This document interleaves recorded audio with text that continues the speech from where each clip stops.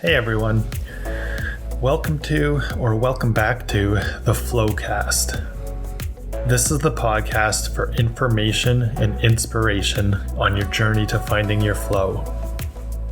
My name's RJ, and I'm joined by my co-host Telsey, and together we explore topics surrounding flow, as well as lead by inspiration through our own passions and those of the guests that we interview. So let's dive right in. What's going on, everybody? It's RJ here, and this is another episode of the FlowCast. This one's going to be a little bit different than our usual format because I just got back from the Power of Success seminar in Toronto, which was spearheaded by Tony Robbins and a bunch of other speakers, and I wanted to immortalize this information in my mind and on the internet before I forget all about it. So it was a very long and interesting day for sure. I had a lot of fun and got to experience some of the awesomeness that is Tony Robbins live, which was something that was on my bucket list of things to do, especially as he's getting older, and I don't know how much longer he'll be able to keep that crazy energy up for, which I'll definitely get into at some point. And so let's start from the beginning with this one. So it was as I said, it was a very long day, and it kind of started prematurely with, I stayed in a hotel room nearby just because the doors opened for the registration at 6:30 in the morning. And it was especially good that I did go up there the night before and stay over so that I was close by, because by the time I got to the event at 6:15, the doors were already jam-packed with people and lined up all the way around the building. It was at the International Center in Toronto, which is a huge place, huge venue, and that's something else I'll probably get into in a bit. But it was kind of funny. I like to sleep in a very cold room whenever possible, so I had the air conditioning on in this hotel room. And for whatever reason, it switched over to full heat at some point in the middle of the night. And I woke up just sweating and wondering why it was so damn hot in there. And it turns out that the heat kicked on for whatever reason. So that definitely affected my sleep. I was up probably 4:30. I finally had enough of trying to fall back asleep. And so I got ready and headed over to find some parking and get settled in, which, as I mentioned, was a good thing. And I first lined up. We had VIP seats. I was there with Mallory Graham, who's been on the podcast before. You can go back and check that episode out. She was one of the business advisors when I was first starting out and getting my business plan together at the Peterborough Business Advisory Center. And she helped me out a lot, and now we've become good friends. She runs her own online and digital marketing program, as well as helps out with the family business. And so we had a lot of fun going up to experience this Power of Success seminar. And it's been a plan of ours for a while. So we got tickets very early on in the VIP access. And so we were literally 3 rows from the front, and it was great. I got in, and lucky that I was able to get those spots. And it was pretty funny because I'm, usually head and shoulders above everybody else. I was on the big screen, projected for more of the seminar probably than anybody else. I just showed up in a lot of the shots, and so that was pretty funny. And so the first thing that I really want to kind of talk about with this is the interesting characters that kind of come up to these events. And it would be, I think maybe saving some of this for a further discussion later on would be good, just to bounce off of Telsey or somebody else that's on the show. Jess Dalliday was also there, so maybe she'll come back on at some point and we can kind of talk about what we learned from this event, or maybe even Mallory too. So that really started pretty early for me in the day with the people that were lined up near me in the waiting for the doors to open, talking about how they go to every single Tony Robbins event. They go to LA every year. They go to the UPW almost every year. And it just got me thinking about the question of, if these events are so transformational, why are people attending them all the time and not just once? And, I think some people learn really well from this kind of environment, and that could be a good thing. Maybe it's a great refresher. They like the energy. But I feel like a lot of people are using this as sort of that fake productivity. They're going there looking for the magic pill, which almost every speaker talked about not having a magic pill, which was kind of interesting. And if you're going back all the time and paying all this money, which we'll get into a little bit more with some of the speakers, why aren't you kind of, further on your path to, as I like to call it, your flow? And I don't quite have an answer for that just yet, but it was something interesting that kind of sparked my attention right off the bat. So going into some of the other types of personalities you see at these events, it definitely was a fun case study of human psychology and reactions in crowds. And I knew going into it would be a lot of that high energy up and down stuff, because I've seen a lot of the Tony Robbins stuff before. And it was interesting to see how a lot of the other speakers did a lot of the same things that Tony does, perhaps on a smaller scale. But sitting in front of us, which was kind of entertaining, was a lady that was was decked out in like a Batwoman costume. And one of the speakers, actually, I think it was Rachel Hollis, was kind of complimenting her Halloween costume as being today is Halloween. So yesterday, October 30th, was the day of the event.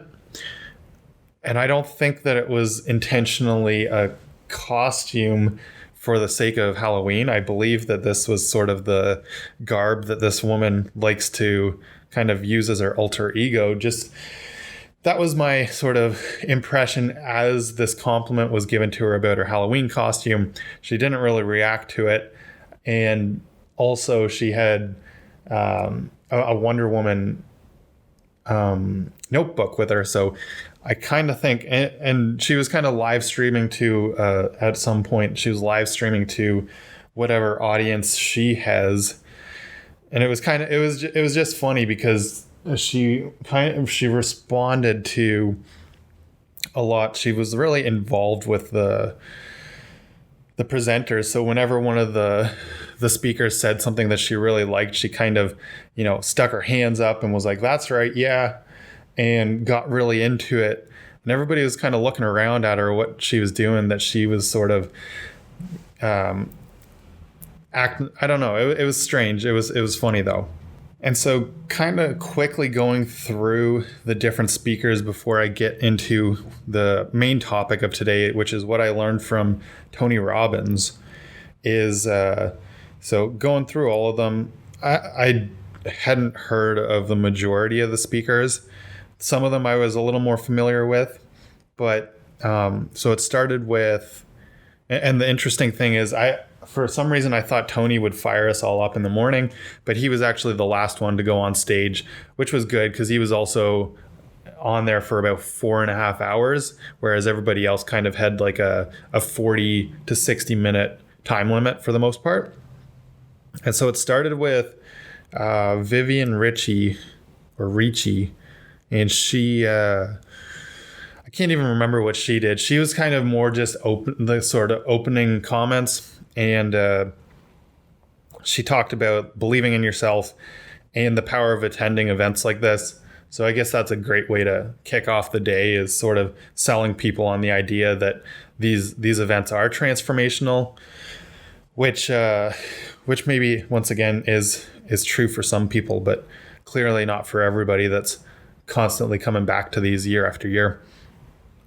And then So John Gray was next. He's the guy who wrote Men Are From Mars, Women Are From Venus, or maybe the other way around. A best-selling novel kind of about the relationships and everything like that. And I've heard of that book before, not very familiar with it or John Gray, but he had a good presentation. He kind of got everybody energized in the morning, and he talked a lot about sort of the masculine versus feminine hormones and how we are sort of in this world that's disbalanced, kind of shifted the scale in the opposite direction, where a lot of women are out, doing the traditionally masculine role of business and making a lot of money and everything, and that's fantastic. He comes from it from a hormonal perspective, though, in which there's a lot of testosterone being increased in women, which is imbalancing their oxytocin and estrogen, which, and on the flip side, a lot of men are tapping into more of their feminine side, which also leads to the issues of lower testosterone. And so we're all in kind of these stressed relationships because our hormones are out of balance. And so he kind of makes the point that we need to regain this balance, and relationships are all supposed to be about support. And so acknowledging, when the man comes home and plops down on the couch, that's his stress relief. And when the woman comes home and can't settle down, kind of her mind's still racing, that's where we both have to acknowledge and then kind of support each other with what we need in those situations in order to regain balance in the relationship. So that's he includes men. The job is to listen and also show that affection. So hugging is one of the things. The 3-second hug is kind of his strategy, and research supports for boosting oxytocin, which then leads to that increase in estrogen. And on the flip side, with women supporting the men, and when they making them feel accomplished. So the example he gave, he actually got a bunch of guys to come up on stage for us to clap and cheer at them, as he said this would increase their testosterone levels, which we've seen actually in research, even going as far as extending it to professional athletic teams. And if your home team that you're rooting for wins, there's actually an increase in testosterone. And if your team loses, there's a subtle decrease in testosterone. So things like that. And sports seem to be, ingrained in the masculine world, and really leads to more of this balance that John Gray talked about. And his other thing was on authenticity being important, which we just had a podcast episode on, so you can go back and listen to that one. And then the next person on stage was Phil Town, and he is some sort of investment guy. He's been on CNBC and everything like that before. I've never heard of him, but I guess he kind of learned the whole Warren Buffett approach. And the interesting thing about his presentation was he flipped the script on what we traditionally hear about investing as the average person, in that you can't beat the market. And he talks about this whole one rule investing, which comes from the Warren Buffett idea, which rule number 1 is don't lose money. Rule number 2 is refer to rule number 1. And with Phil, it quickly became apparent that his entire hour-long presentation was mostly a sales pitch for a more expensive event that he was putting on in November in Toronto. So this was his sort of introductory presentation in order to have you buy into a 3-day event of his. And I quickly was not very impressed by this. I thought that this entire event was going to be, just those power of success strategies from each perspective. I did not realize it was going to be one of those multi-level sales pitches, and definitely turned me off for a while from the actual whole day because, as we'll get into it a little bit more, the majority of the rest of the presenters also did the same thing. So Phil Town, one of the things that he did really talk about, and one of the tips, I guess, to take away from him was seeking out wonderful businesses that you want to invest in. So put your money into companies that you value, and always buy at a fair price. So he says that your margin of safety should be 50% of the fair price. And of course, he's got a website or whatever that you can only access if you do his course that simplifies all of this process for you. And he was very condescending towards a lot of making it seem like investing super complicated, but his solution is the easy tool to use. So that wasn't very cool to me. And the next one was a supposed celebrity fitness trainer named Sonni, who I've never heard of before. And I feel like I'm pretty well versed in the world of fitness trainers, including the ones that train celebrities. So this was pretty interesting that I don't know, that I never heard of her. I'll have to look into more on what she does.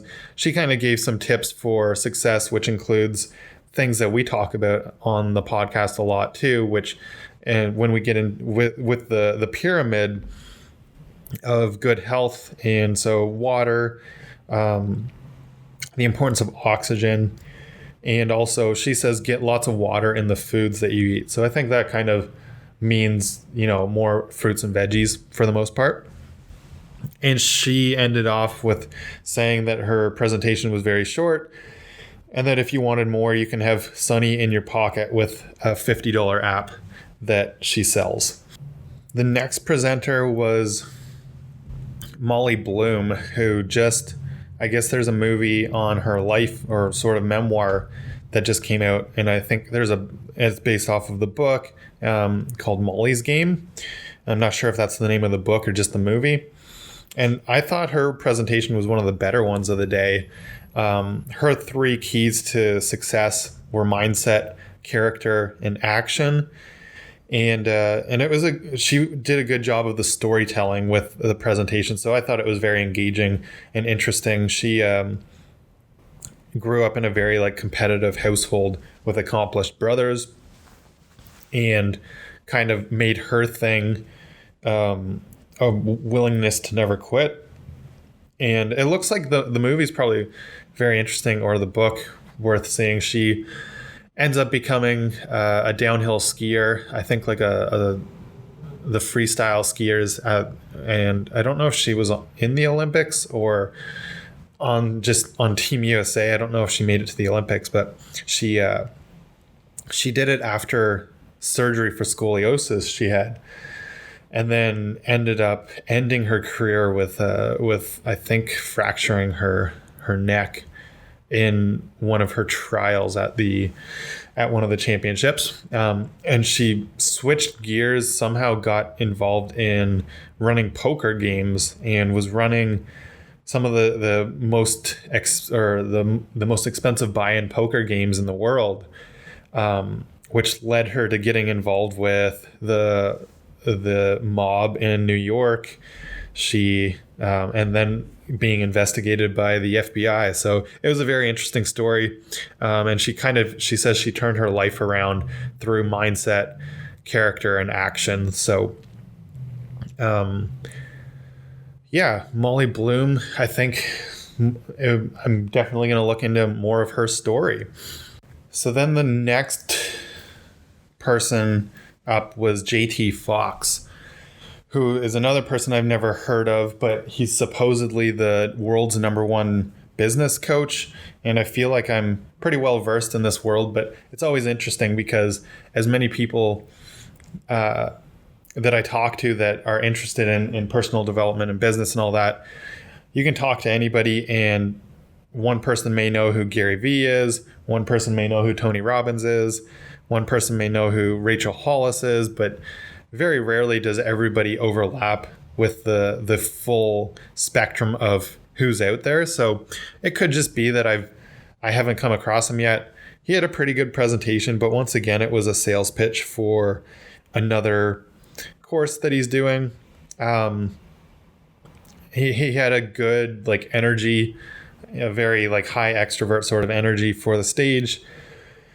And he had some good tips, pretty standard stuff, but I think like a lot of it just seemed to be that he is selling himself as somebody who can put you in touch with these celebrities to build like a celebrity brand around yourself or your business.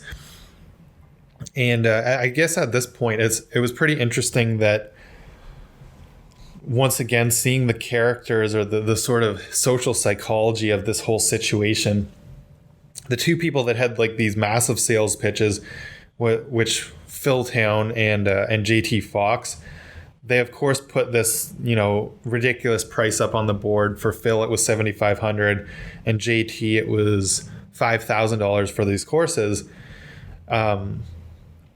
And then, of course, quickly mark it down for a special, like, one-day only opportunity. I think Phil, he cut his price in half or something like that, and then started reducing it even more as not as many people ran to the table. But it was pretty amazing to see how many people ran to the table.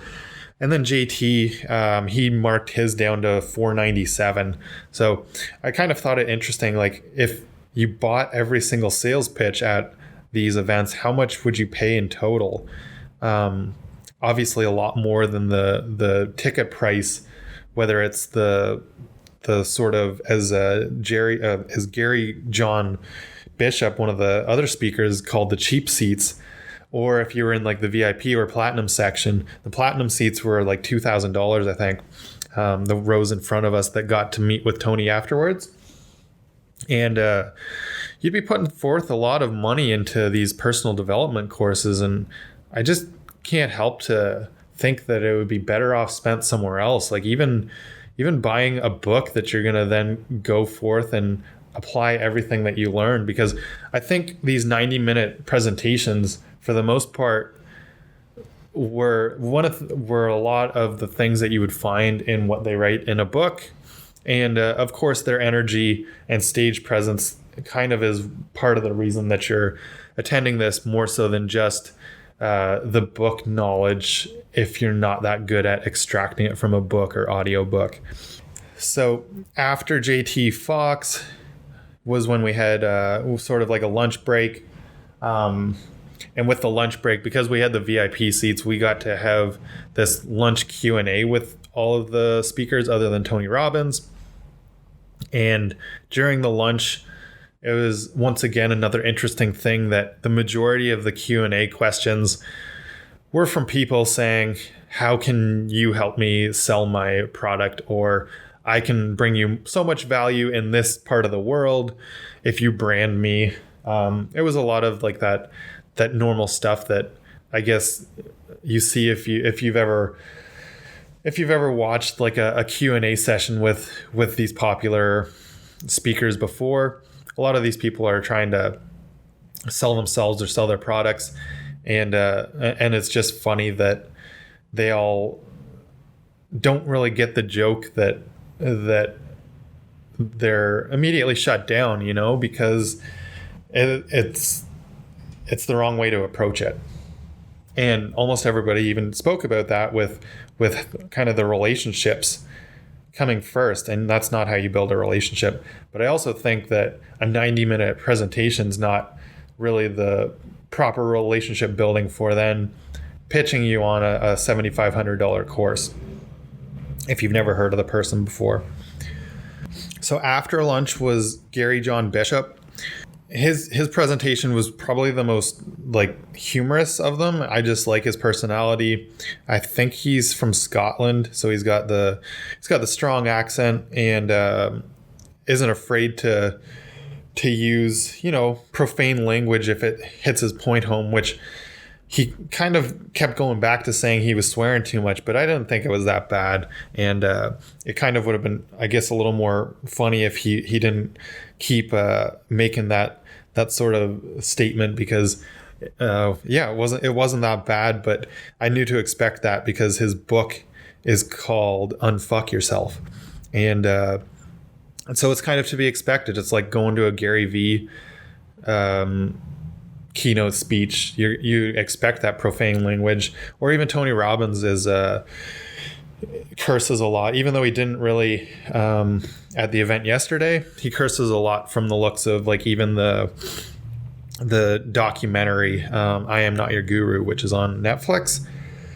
And so Gary John Bishop's presentation, it was entertaining. It was once again a sales pitch for another weekend course he's doing in Toronto. He didn't really make a long spiel about it. He just said, if you want to sign up, it's at the back there, and it'll help you out more than this 60-minute speech that I've got. And I think like his main take home was that was realizing that space between the promises you make and the words that you speak or the actions that you take. And so that's it's a good point, and kind of goes into, I guess, why a lot of these people are here. And everybody sort of recognizes that this whole Power of Success seminar theme is that you're stuck with something and you're trying to find, once again, like the magic key or that solution, which really is involved in taking action for a lot of it. And then so the final speaker before Tony Robbins was Rachel Hollis, who I've only sort of heard of before. She wrote this book called Girl, Wash Your Face. And I don't know if she's got another book out there. And I thought her presentation was really good too. She got everybody very energized and was entertaining. She was a good speaker. She even did sort of the classic Tony Robbins intervention style one-on-one with a guy, which was pretty fun and interesting to watch, as this guy was kind of stuck with like the perception of needing to make money to be like, I guess, successful or happy or whatever. And I think she got him out of his head a lot. But Rachel's main points, there were a couple of them. They were all very good and tie into a lot of the stuff that we talk about on this podcast. So I'm sure past episodes and future episodes will also include a lot of these topics. The first one is, she says she's very intentional with every moment of every day. So that includes like a lot of planning, being an early riser so that she can get the most out of every day. Being very grateful. So a recent blog post that I wrote was about the whole gratitude journaling, and Rachel says she's grateful.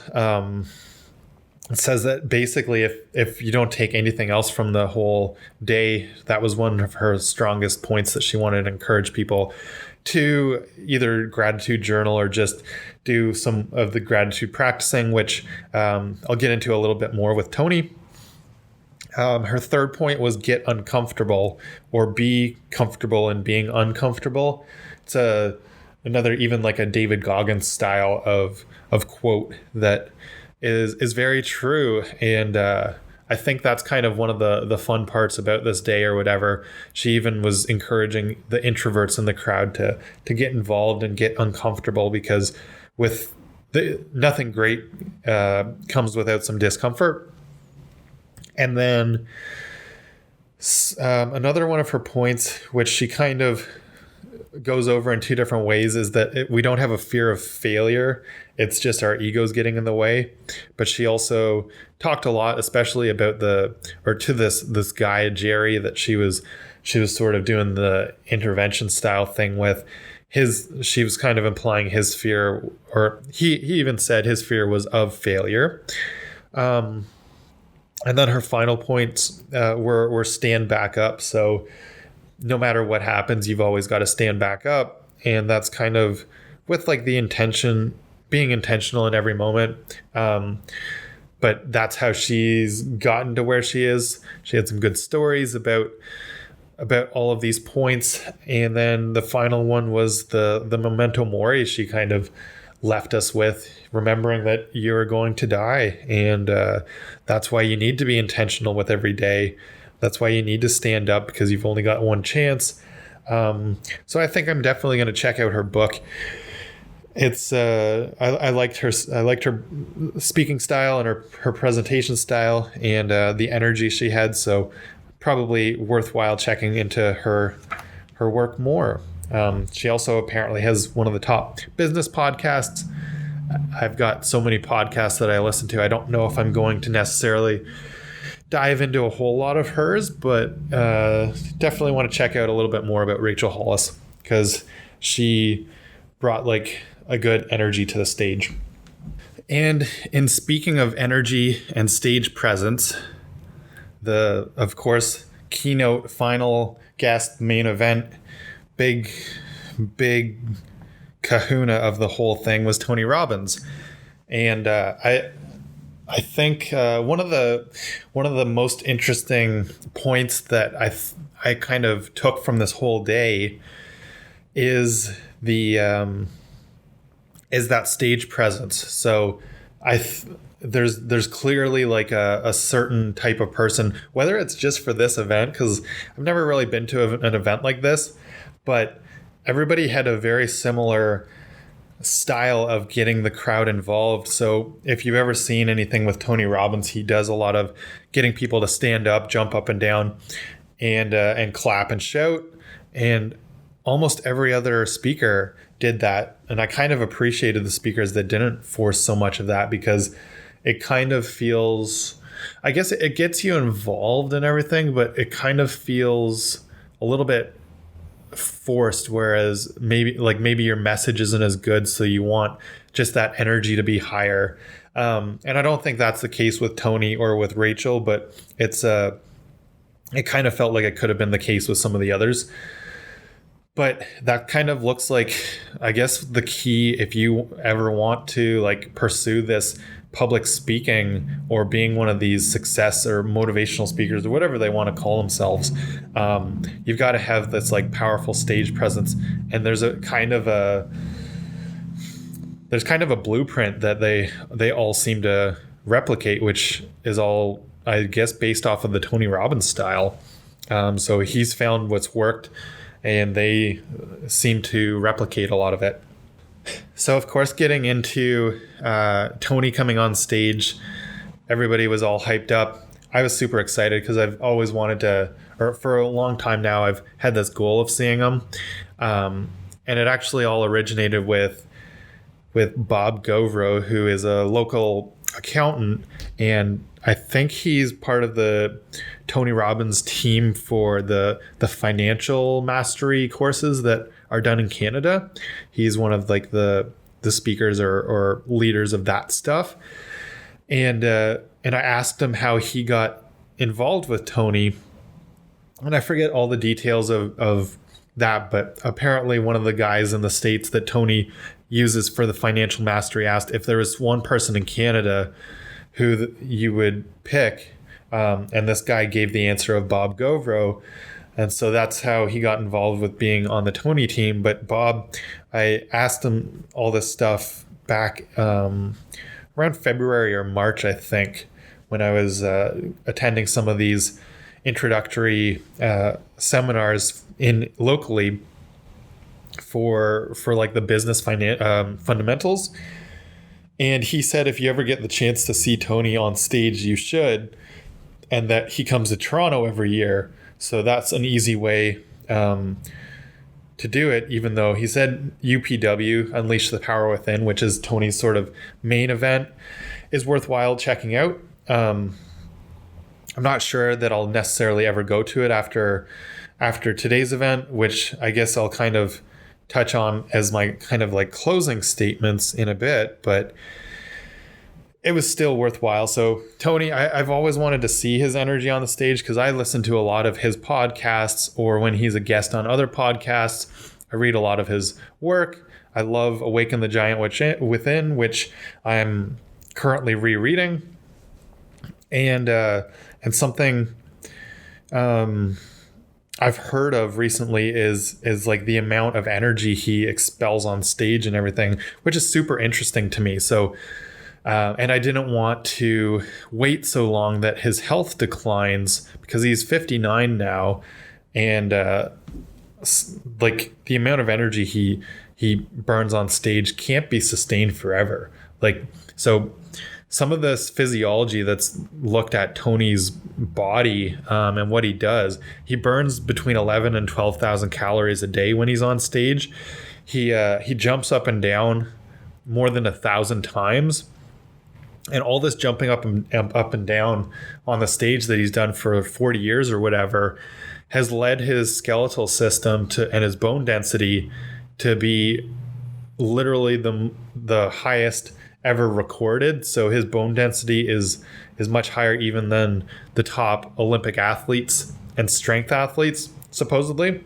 He did grow up with a pituitary tumor, which is why he's so large and everything. So this could contribute. Probably like an excessive growth hormone or something is also involved in like his size and everything. And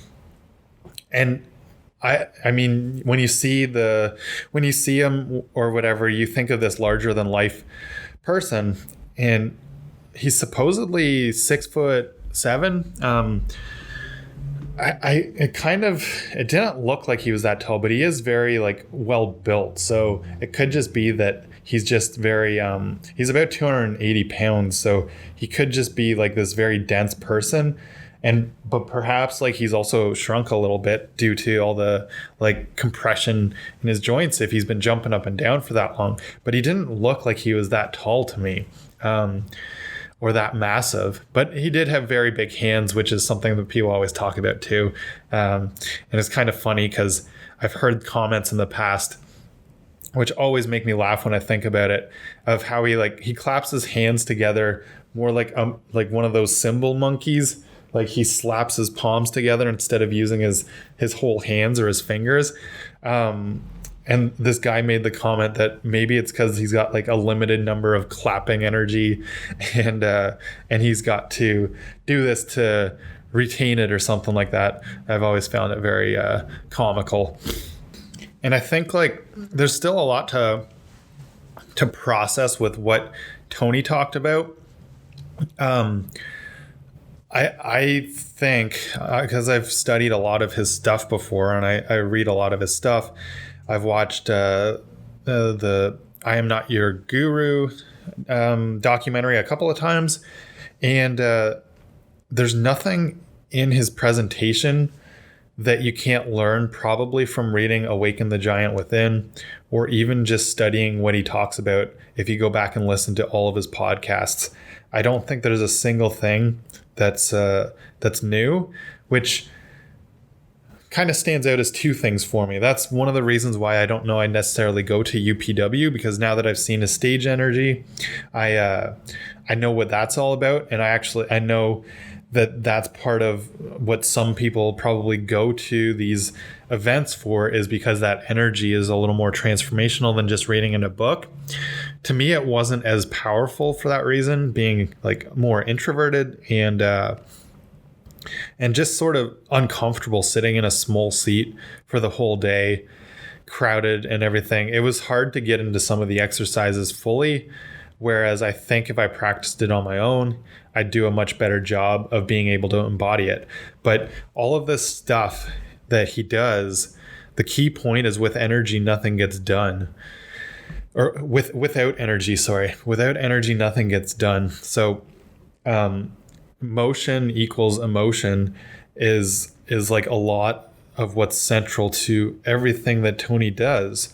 And so that's why there's all this jumping up and down, getting into your physiology, which even people like Wim Hof talk a lot about, is is the essential thing. So you want to keep track of your energy levels when you're doing anything or when you're trying to execute anything. If you're trying to be a leader, you got to really check your energy levels at all times so that every interaction is intentional and influential is another thing that he talks about with this need for energy. And I think that's kind of like the key point we see with why these people are so-called influencers on the stage is their energy levels. They were all that sort of classic extroverted energy, jumping up and down and everything, because that's what Tony says equals influence. And so the whole thing is to get somebody to change or get yourself to change, you've got to change your state first. And so you can either change your state through focus or physiology. And the physiology, that's why the jumping up and down, even considering things like what you're doing for your health overall is going to make a big impact on that. And of course, this opens a lot of topics that we can go into further and that I won't get into huge detail today because there's just so much to go over that that they all deserve sort of a single toolkit episode in the FlowCast. And so state is a result of focus, what you focus on, and physiology. And I see more and more how all of this is the stuff that's in Awaken the Giant Within. So that's why I think if you maybe don't have the means to travel to UPW or something, and you really want to learn some of this stuff, Awaken the Giant Within is a fantastic book for learning the whole puzzle of the Tony Robbins method. And with that, it's interesting too. I think it's a good thing probably that his message hasn't changed. And also, well, one thing that kind of disappointed me with this was his stories haven't changed either. I think I've heard like every single anecdote, every single story he told to punch home a point, I've heard before from him, which is a good thing because in some ways, but if you're attending these events year after year, you're going to hear the same stories every time. So you're not getting anything more from going to it twice, unless once again, this is somehow like the key to how you learn best. But I think it's good in the sense that there's probably new people in each crowd. So like his most powerful stories, he's probably curated to be as good as the best he could possibly do to punch home the point. But also if you've heard it all before, it's not as valuable as I feel like it could be, maybe. And so I think, with the whole energy thing, you've really got to pay attention to that and know what your passion is, which is the main theme of the FlowCast. That passion is often, equated to flow, and really having that passion for whatever it is how you is what gets you attention.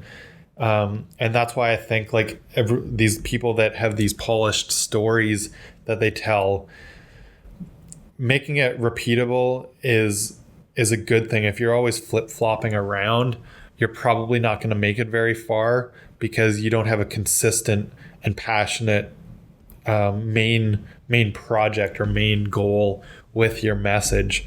So that's something probably that could be really, really helpful to think about as well. So out of the 4.5 hours that we were with Tony for this Power of Success, and a lot of it was repetitive of this getting yourself into an excited or energized state. So, we were massaging each other. We were jumping up and down, pushing each other back and forth, trying to outdo each other's energy, which I think is everything. You can kind of see all of that stuff in the documentary, so you can actually get a really good idea of what this whole experience was through watching I Am Not Your Guru. And then he finished off with his classic gratitude practice, which aligns your heart and your brain. And I've heard this in detail on the Tim Ferriss podcast. I forget which episode or which part, because there's several that they've been on, that they've done together.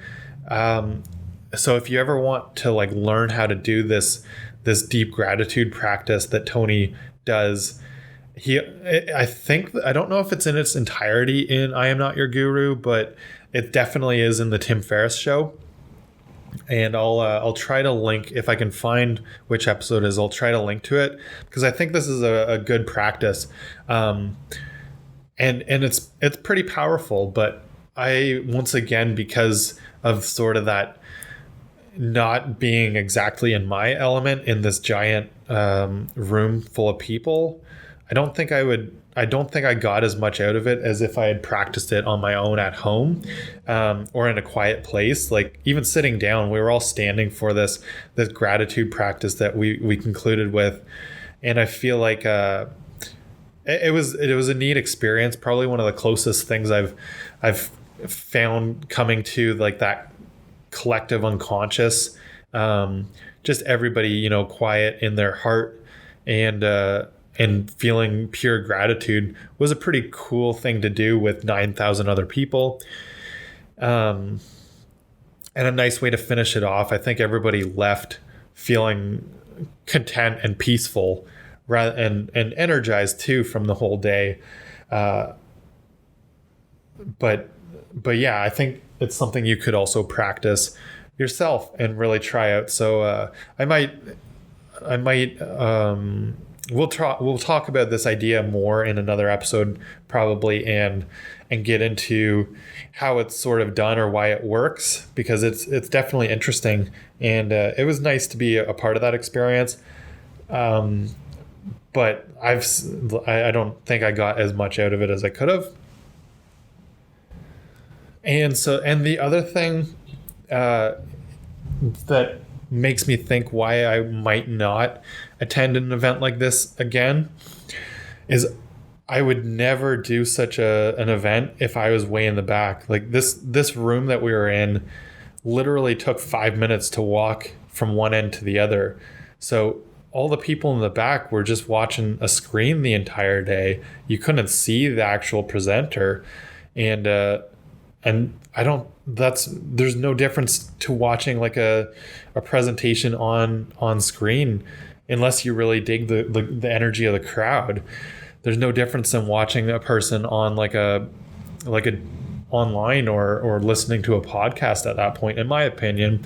And that's why I think I enjoyed the fact that I was in the third row right in front and could actually see the person that was on stage for almost the entirety of the show or the seminar. And but that's just my thoughts on it. So I think that's all I've got for now. I've touched on a little bit about what everybody's presentation was on. If you want to hear more about anybody in particular, perhaps drop me a line, or we can come in if you want to come in and talk more at any point too. I always am happy to extend that invitation to come to FlowSpa and we can have a fun chat. And I think this whole seminar thing opens up a bunch of new topics that I can definitely think of and run off of for future episodes, because there was a lot of interesting takeaways from this sort of personal development or power of success style of seminar, and why people attend these, what they're hoping to get out of them, and what sort of environments might be a little more conducive to true change than these single day motivational speeches, which is why a lot of what Tony did was repetitive with that energy state, because he wants you to get that ingrained that you're in a high energy state as much as possible and not low energy. And so that part, yeah, that's interesting stuff that I think we can get into further in the future. So I think that's it for now, and we will talk to you again soon. We've got some guests lined up for the next few weeks, so hopefully everything will fall into place for next week and our guests. And as always, thank you for listening to the FlowCast. If you like listening to this podcast, I really encourage you to go and leave us a review and a 5-star rating on Apple Podcasts. You can listen to us or subscribe on Spotify or on YouTube if you like the video versions. Also, forward it to a friend you think could benefit from the information in this episode or any other episode. It really helps to spread the word, and we definitely appreciate it. Thank you for listening, and we'll talk to you again next time.